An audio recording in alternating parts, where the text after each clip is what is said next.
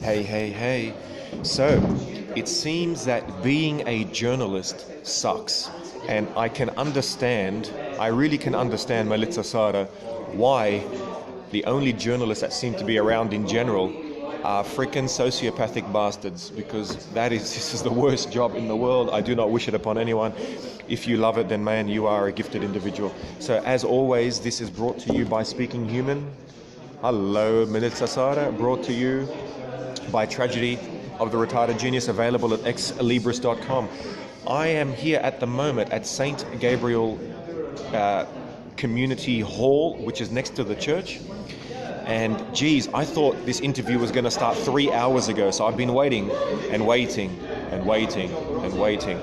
And I wanted to go home so many times, but I said, no, I will stay because I told you guys I would do this interview.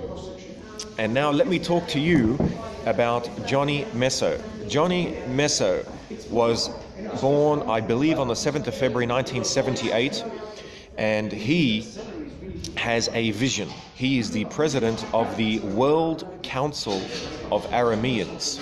He has been part of a documentary which has to do with the Aramean people. And the Aramean people have been officially recognized as a legitimate people by Israel, believe it or not. And he has a lot of connections to people on the United Nations boards, and they are trying to raise awareness for their people.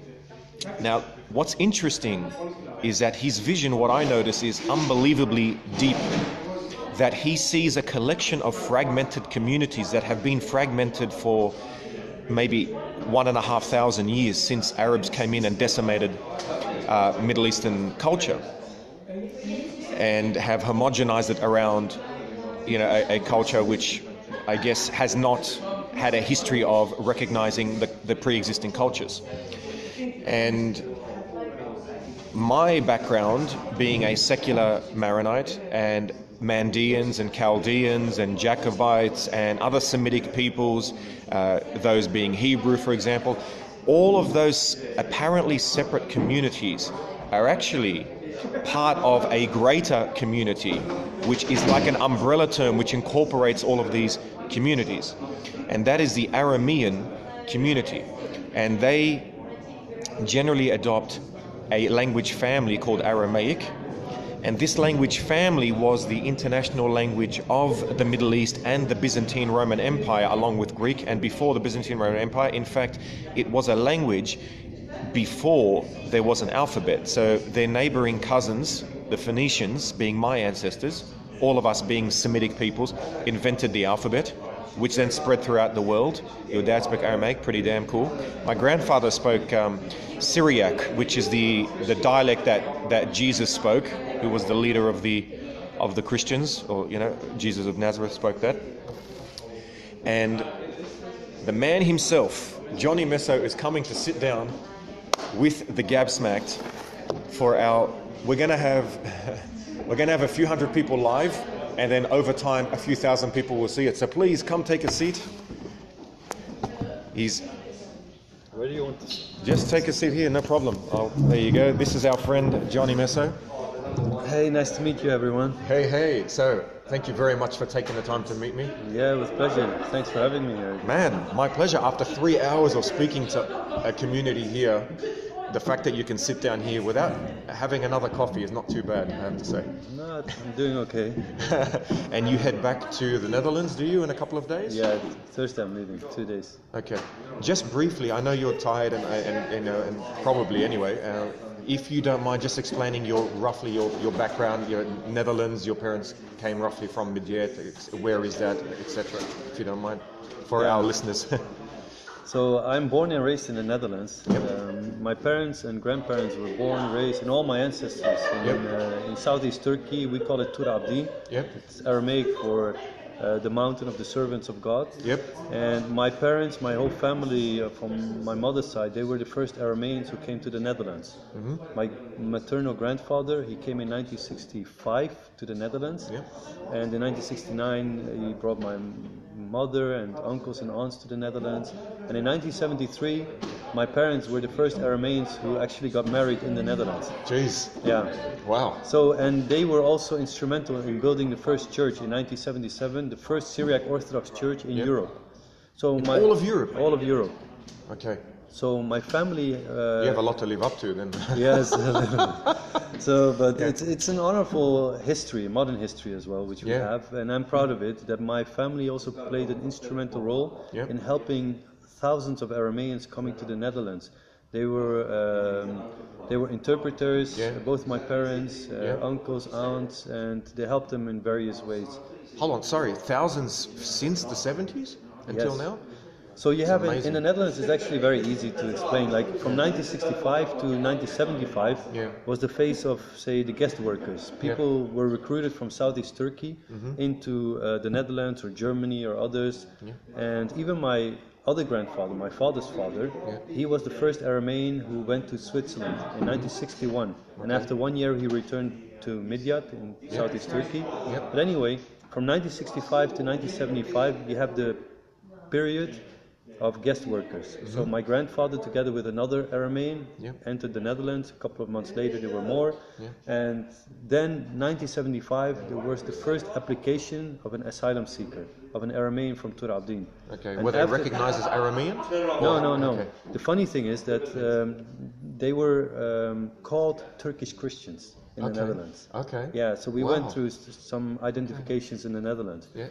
People could not understand in that early period, in the 70s, in the 80s, that people coming from Turkey were Christians. Some of the Dutch people called them Turkish Christians because they came from Turkey, but they also thought that they were fairly recently converted to Christianity. They did not know that our people spoke the language of Jesus Christ. It was a biblical language, Aramaic. They did not know that the Aramean Christians were actually among the first who adopted Christianity.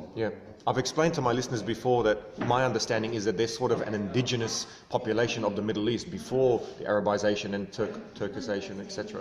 Definitely. I mean, the Arameans are a pre-Arab, pre-Turkish and a pre-Kurdish people in the Middle East. They are a pre-Islamic people. Before Islam was there, Christianity was there, obviously, right? And before the other peoples we just spoke about were in the Middle East or came to the Middle East, the Arameans were there. They were the Indians of the Middle East, or the Aboriginals of the Middle East, you can say, the indigenous peoples. Were your parents of a secular background, or were they very heavily religious? I would not qualify them as heavily religious, but they were, of course, religious. They were Syriac Orthodox, and they're still Syriac Orthodox. We go to the Syriac Orthodox Church. So yeah, I would say, like, by and large, virtually all Arameans are religious. Maybe not as a Dutch person or an Australian person would be religious, because they have passed through the process of secularization. So today, an Australian who is religious is very much religious in a sense of, let's say, like he goes actively to church, does Bible studies, reads the Bible every single day. But most Arameans are more like cultural Christians. It's not in a bad way, it's a good thing, because by birth we are raised as Christians. Are you saying that there's more of an intertwining of ethnicity and religion? Is that identity? Yeah, because they were intertwined. Religion and identity, religion and ethnic identity, I should say, were both parts of one identity in the Middle East. It's still the same in the Middle East with Muslims, for example. In a Turk is usually, by definition, a Muslim. Same goes for Arabs. Virtually all Arabs are Muslims, or at least perceived as such by the outside world. And so is the same in our case. It's the same. Most Arameans, or virtually all Arameans, are Christians. Although not every Aramean is, of course, Christian. I mean, that's a personal conviction in many cases then. No, that's completely understandable. It's an interesting concept for people, most of the listeners who live in America and Canada, who find that idea of this ethno-religious intertwining a very interesting concept that you brought up. Question, Midyat, has that improved or gotten worse since the mass, say, immigration into the Netherlands by the Aramean people from there? From what perspective? I mean, if you look at it from, let's say, the population of Arameans, the number of Arameans who used to live in Midyat, You can take the period of my father. When he arrived to the Netherlands in 1972, 95% of the population consisted of Arameans. Okay. If you look today at 2017, less than 1% of the population is Aramean. In the same region? Same city, not region. In the same city? Yes. That is insane. And just to confirm, 95% to 1%? Less than 1%. In 40 years, right? Yes. In one generation? Yes, yes. Okay. And the thing is, most of the population is now Kurdish. Okay. And people think that the region of Diyarbakir and this whole region, they call it Kurdistan. Okay. There is no such thing as Kurdistan. Today it's called Turkey. Yes. But the Arameans have lived there not for centuries, but for millennia, thousands of years. And this is also documented. Midyat is even documented in the annals of ancient kings who passed through the 893, Assyrian king BC. Exactly. That's right. It's funny, when you said that in the speech, I found that uncannily similar to the actual Islamist position in Turkey about being anti-Kurdistan. And it's very interesting that I heard the same thing coming from an Aramean secular Christian style culture, which you would expect would have a contradictory view. But in that case, it seems like there's an aligning there against this idea of a Kurdish nationalist tendency. Would that be correct? Or? I don't know if the comparison is exactly correct. Like both, we have our own reasons, for example. Yes. Like, from the beginning, when the Turkish state was created, they did not, you could say, like acknowledge minorities as different ethnicities other than Turkish. Yep. Right? Everyone was a Turk. Yep. And everyone had to speak Turkish. And they tried to impose assimilation programs to Turkify the population. Yep. From that sense, the Kurds were seen as mountain Turks, just as we in the Netherlands were seen as Christian Turks. And we were also seen as Christian Turks sometimes. But in our case, when we talk about, let's say Southeast Turkey or Diyarbakir, which is considered like the capital city of Kurdistan, as they call it. Diyarbakir was an ancient Aramean kingdom. Everyone can look it up. You can Google, you can ask professors, historians. I saw a really good documentary about it, about that guy that I think supposedly you were aware of, or you know about, the one in Israel who was fighting for the Aramean identity, which I've already explained to my viewers. Oh, Shadi Khalul, he's a good friend of mine. He's a good friend, okay. Yeah, so I saw that documentary, and I would want to refer people to that documentary about him. What was his name again? Shadi Khalul Risha. Shadi Khalul, yeah. So Kate, I'll tweet it to everybody later about that documentary. Yeah, so the point is, like, many of the Arameans who used to live in that whole region, Southeast Turkey, they have been cleansed. Yep. There are hardly any Arameans left. And the interesting thing is, there are still Arameans in that region who live as maybe crypto-Arameans, hidden Arameans. Okay. They live as maybe Turks or Kurds or Arabs. Yep. They are, their parents or grandparents or great-grandparents used to be Arameans. Yep. And there were also many children who during genocidal attempts, persecutions, were kidnapped. Okay. Not just women and girls, but also little kids up to the age of 10.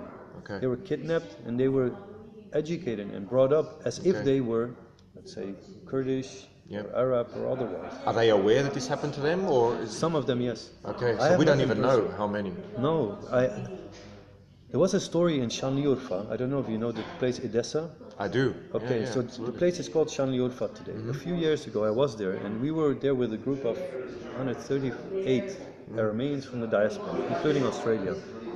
50,000, by the way, 50,000 people in Edessa in the 700s were murdered by the Persians. So just many throughout the centuries, like tens of thousands, unfortunately, were killed and chased away. But still, in the early 20th century, we had there quite a population. And that, by the way, for your information, there were also Armenians, not just Arameans. Okay. Like 100 years ago in Urfa, in Şanlıurfa, in Edessa. And in Sorry, would you mind explaining the difference between Armenians and Arameans to the audience? Okay, I will come back to it. Sorry, come back. So, first of all, like in Şanlıurfa, I met this guy, a shop owner. Yeah. Our whole group, he came to us when he saw that we had Aramaic flags and we were singing Aramaic songs. Yeah. And he came to us, he said, I also speak your language, but can you please come into my shop? We went into his shop, and I'm not kidding you, he hugged us, he began to cry, he burst out in tears. So then he told the story that he was the son of a priest. And he said, our church is there. He said, I'm afraid of the people here. And he said, he said certain things I don't want to say in camera here. Yeah. But I was shocked. I felt his pain. I felt that he felt abandoned by us. Yes. I felt almost as if I had betrayed him because I left the homeland. And then I asked him, I said, how many people are there like you? when he said 10,000 others like me in a place where I thought there was no single Aramean left, I was shocked. I never forget that experience and that story anymore. Okay. So throughout that whole region, you find Arameans who are still aware of their roots. I've met them in Istanbul. I've met them in Southeast Turkey. I've met them in Europe. In Frankfurt, you find them. In the Netherlands, pockets of them. Many of them. And these people from Şanlıurfa in 1922 and 24, there were waves of migrations. They fled to Aleppo. These in Christians, Syria. yes, Aleppo in Syria. Correct. So the Armenians and the Armenians who used to live in Şanlıurfa in ancient Odessa, they fled to Aleppo in the 20s, right? And the difference between Armenians and Arameans is Arameans are a Semitic people, they speak a Semitic language. Armenians are an Indo-European people, speak an Indo-European language. And they're completely the opposite. It's like Arabic and English, for example. Like completely different cultures, languages, and peoples. On the other hand, religiously, Armenians and the Syriac Orthodox, at least, the Syriac Orthodox Christians, they're almost or virtually the same when it comes to the Christian faith. All right. And you can even add many more things to it. I mean, think logically, like Jerusalem, where Christianity started, expanded, it went to Lebanon, Syria, like Mesopotamia and Southeast Turkey, and then above it you find Armenia. So Aramean Christians also played an important role in bringing Christianity to that region. Even in the Armenian liturgy, in the 4th, 5th, 6th, 7th centuries, you find a lot of Aramaic words. Still until today you find those Aramaic words in Armenian liturgy. Oh, in Armenian as well? Armenian liturgy. Okay. There are even legends that, early legends, that the Arameans played an important role in creating an alphabet, a script for the Armenians. I'm sure they'll love to argue with you on that, but it's a great proposition. It's their own traditions. They say that. You know, there is like in a book. I'm publishing a book soon about that. Yes. I quote Armenian scholars who acknowledge these things. So there is nothing to argue about. Actually. It is acknowledged by their scholars. And what's the name of your book that's coming out? I don't want to reveal it. Not yet. Okay. Because it's an interesting title. That's cool. I look forward to tweeting it when it comes out. Sure. You mentioned one thing that I thought was unbelievably divisive, but exactly where I'm coming from.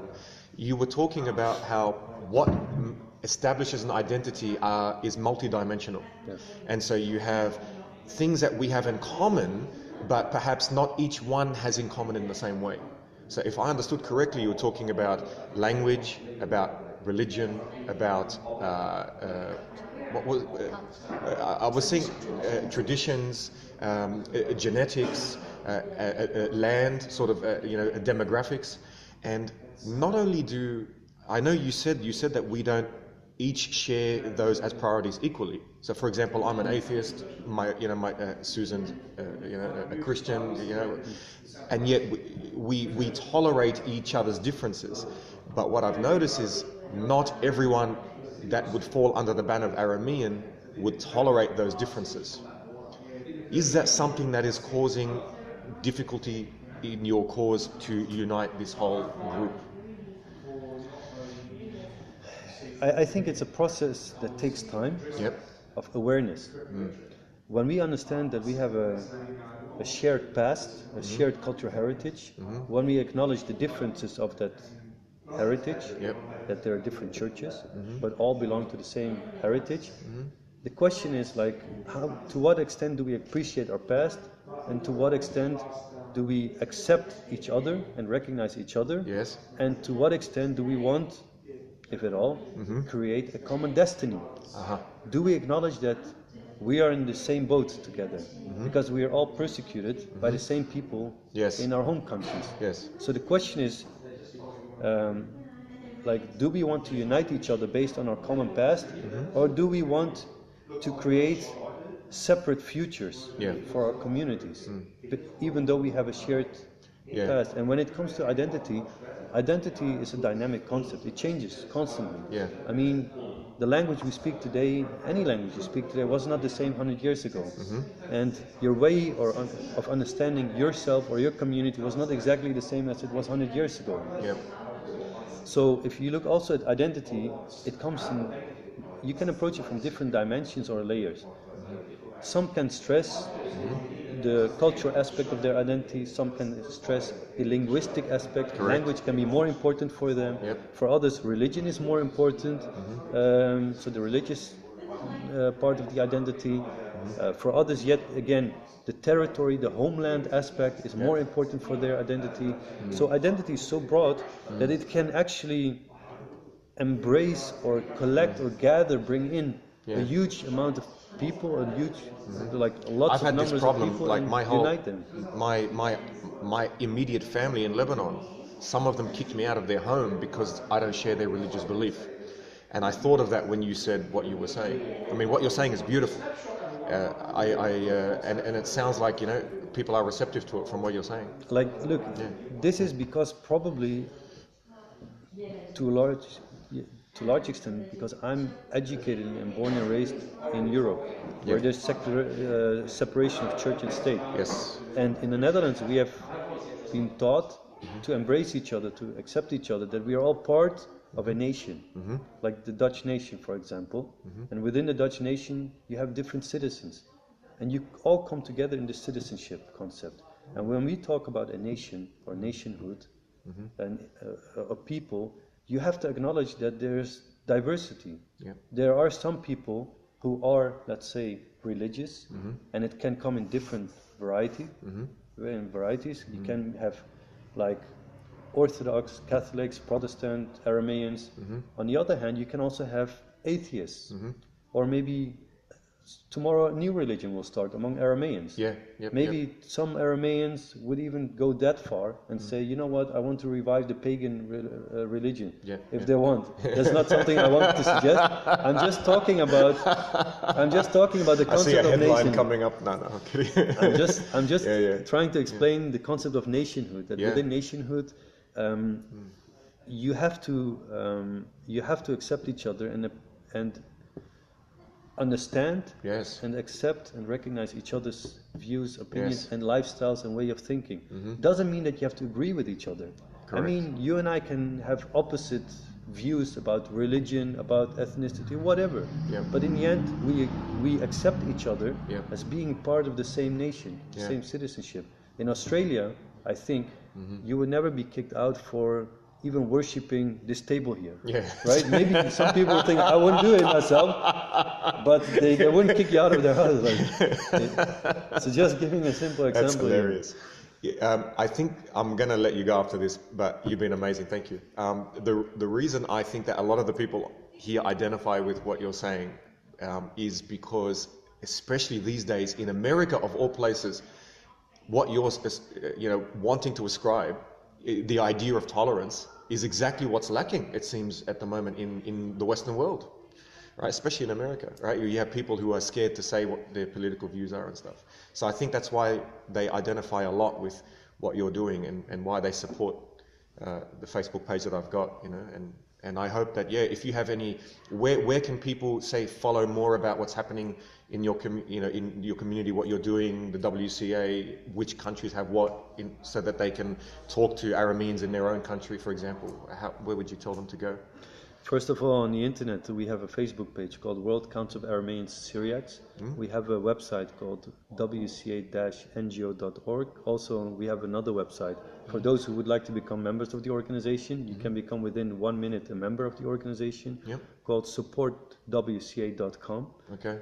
But we have chapters like here in Australia, in America, in the Netherlands, Germany, Sweden, France, Switzerland, Belgium, and also in Syria, Iraq, Lebanon, obviously, Israel, Jordan.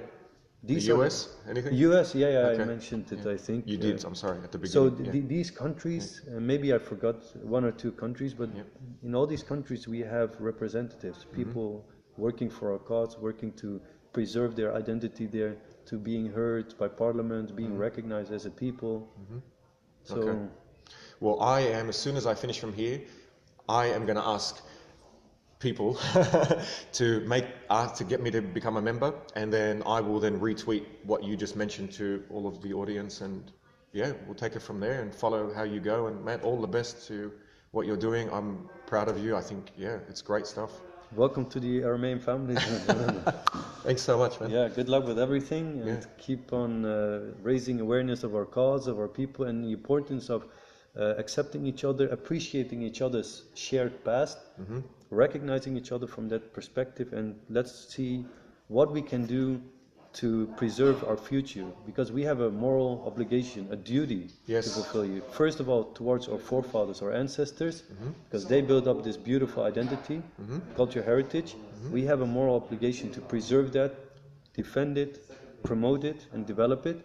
On the other hand, we have a moral obligation towards the future, our children. Tomorrow we have to teach them our language, our values, our traditions, etc. So from both sides, past and the future, we have a moral obligation. And when it comes to all the distinguished, respected Aramean Christians from all the different churches, my message is, divided we fall and united we stand. Oh, that's a whole other topic, that one. Could be here for an hour. Any predictions for the situation in Iraq and Syria? Oh, damn it. Yeah, that was like the one thing about ISIS and what's going on. Do you want to answer anything about ISIS, or do you want to leave that till next time? Or whatever you like. Coming next time, coming on, whatever you like. Yeah, I have to run. Maybe and you have to run next time. But thanks again, man. It was a great pleasure. Okay. Thank you. Pleasure was all mine. Good luck. So there you go, guys. We've done it.